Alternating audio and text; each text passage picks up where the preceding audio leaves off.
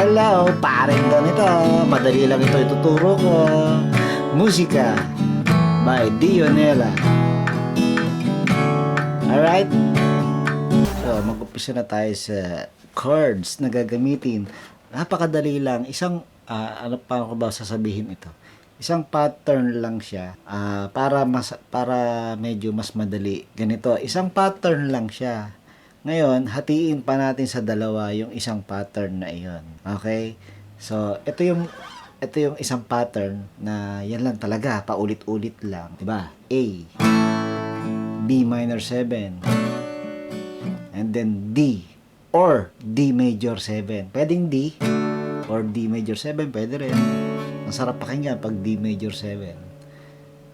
And then F sharp minor, E, tapos D major 7 or D. Okay? Yun, yung isang pattern na yun. Ilang chords yun? 6. So, A, B minor 7, D. And then F sharp minor, E, D. Okay? So, sabi ko, hatiin natin sa gitna. Gawin nating pattern A and pattern B. So, pattern A natin, yung tatlo. A, B minor 7, D. And then, yung pattern B natin, yung sumunod. F sharp minor, E, D. Kasi, para mahiwalay natin, yung B, pattern B, uulitin mo yan pagka kumanta ka na nung ikaw aking musika. Ganun lang. Kaya ako ginanon yung pagkakahati. Kumbaga, huwag kang malilito. Pag kumanta ka na ng ikaw, aking musika, F sharp minor yun. Okay? Yun lang ang pagkakaiba. Yun lang yung i-keep in mind mo sa kantang ito. Dire-diretso yung pattern na 6 na chords. A, B minor 7, D, F sharp minor, E, D. Pero pag dumating ka sa ikaw aking musika, uulit ka dun sa pattern B. Okay? Dun sa F sharp minor, E, D. Alright? Alright. Ngayon, yung timing.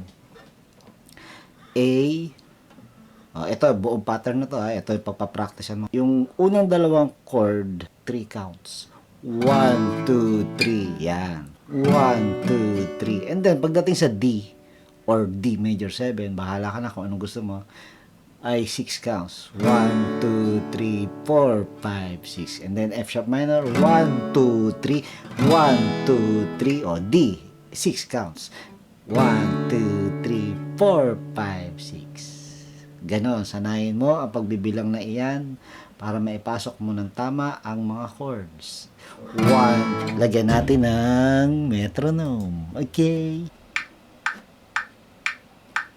1, 2, 3, 1, 2, 3, 1, 2, 3, 4, 5, 6. 1, 2, 3, 1, 2, 3, 1, 2, 3, 4, 5, 6. Ganyan. Okay?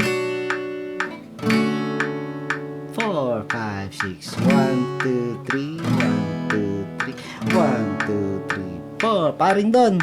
Ba't parang kanina hindi barcode yung ginagawa mo? Pwede mo bang ituro iyan? Pwede.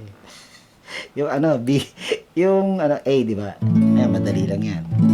Yung B 7, ganito ginawa ko kanina, di ba? Pwede na yan, di ba? Katunog na rin. Inapakan ko lang ang 5th string 2nd fret. Pwede mong i-open ang 4th string. Tapos 3rd string 2nd fret din. Yun lang ang ginawa ko. Meron pa ako itinuturong pamalit ng B minor 7. Pwedeng ito, hanggang dito.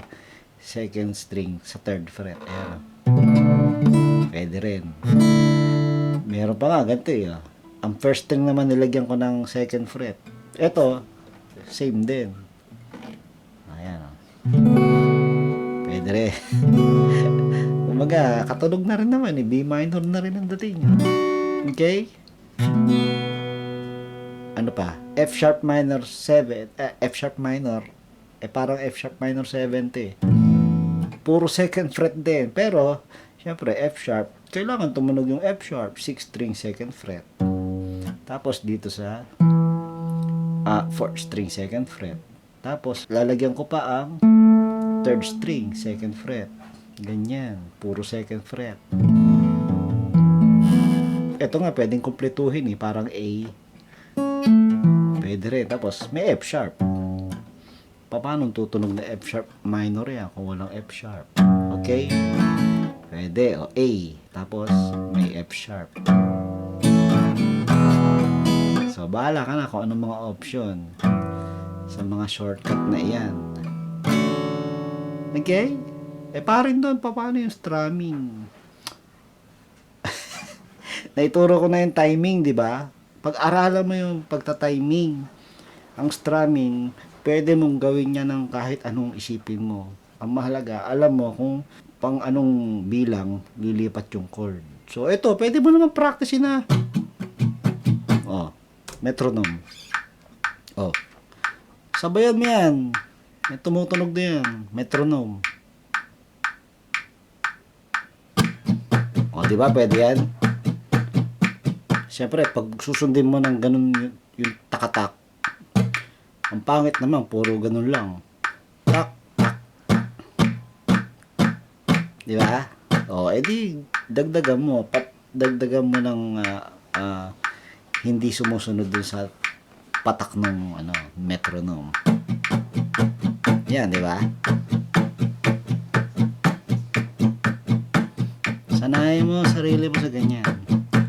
Tapos saka mo ipasok yung pinag-aralan mong palipat-lipat ng chord. Okay?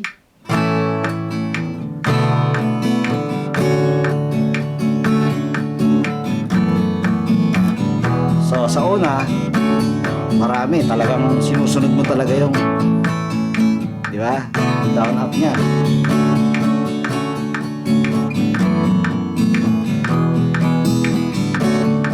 Pagka nasanay ka na, kayang-kaya mo nang hindi tumutunog yung mga strum. Kumbaga, may pahinga na nawawala yung up minsan. Ganun. So, parang ganyan. Di ba? Dahil nasa tempo ka na, nasanay ka na sa kaya mo nang bawasan yun. Ganun ang pag-aaral ng gitara. Hindi strumming pattern. Okay? Alright? Yun. So, ilang So, ganyan lang kasimple yung musika. Pero, ganito kasi ang pinakinggan ko una, yung kanyang recording sa studio. May naririnig ako sa kanyang yung umpisa. Ikaw aking musika. Nagiging A. Yung D natin na itinuro. Nagiging A. Yung sa umpisa lang. Ikaw aking musika. Tapos, after nun, hindi mo gagayahin na palaging A ang ikaw aking musika. Sa umpisa lang. At sa hulihan. Yung may kumantang babae. Naging A. Ikaw aking. Ngayon, hindi ginawa ito sa live version ng Wish Bus. Hindi niya ginawa yung Dionela. Walang A. Dire-diretso lang doon sa itinuro ko kaninang. Yun, yung pattern natin na common. Yun lang ang gagawin, yung pattern na iyon. Pati yung sa ikaw aking musika, ikaw aking. Eh, di pa rin.